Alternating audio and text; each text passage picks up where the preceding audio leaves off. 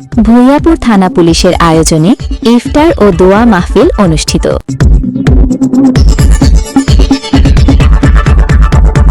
দৈনিক দেশের সংবাদ ডিজিটাল প্ল্যাটফর্মের পক্ষ থেকে সকল সম্মানিত দর্শককে জানাই স্বাগতম।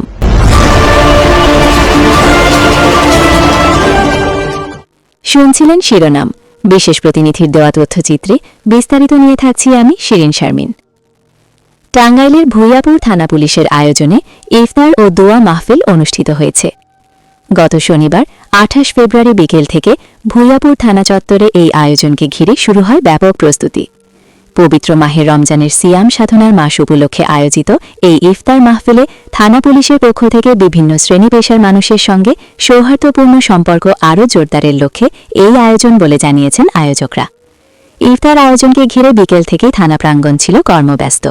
ভূঁইয়াপুর থানার officer in charge OC Mohammad Sabbir রহমানের নেতৃত্বে থানার ওসি তদন্ত মামুন ভূঁইয়া ও উপপরিদর্শক SI Sharif Haidar, SI Rubel, SI Imarat Hossain সহ সকল অফিসার ও ফোর্স সদস্যদের নিবিড় তত্ত্বাবধানে ইফতার বিতরণ ও অতিথি আপ্যায়নের কাজ চলে।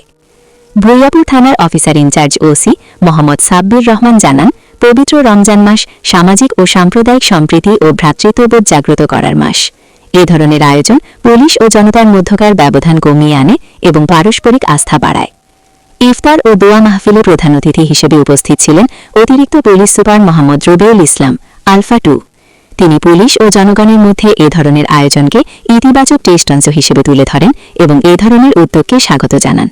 এ সময় বিশেষ অতিথি হিসেবে আরও উপস্থিত ছিলেন ডিজিএফআই এর সদস্যবৃন্দ, উপজেলা বিএনপি সহ বিভিন্ন রাজনৈতিক দলের নেতৃবৃন্দ, উপজেলার বিভিন্ন সামাজিক ও সাংস্কৃতিক সংগঠনের নেতৃবৃন্দ, শিক্ষক প্রতিনিধি, স্থানীয় সাংবাদিক সংগঠনের নেতৃবৃন্দ এবং সুশীল সমাজের প্রতিনিধিরা।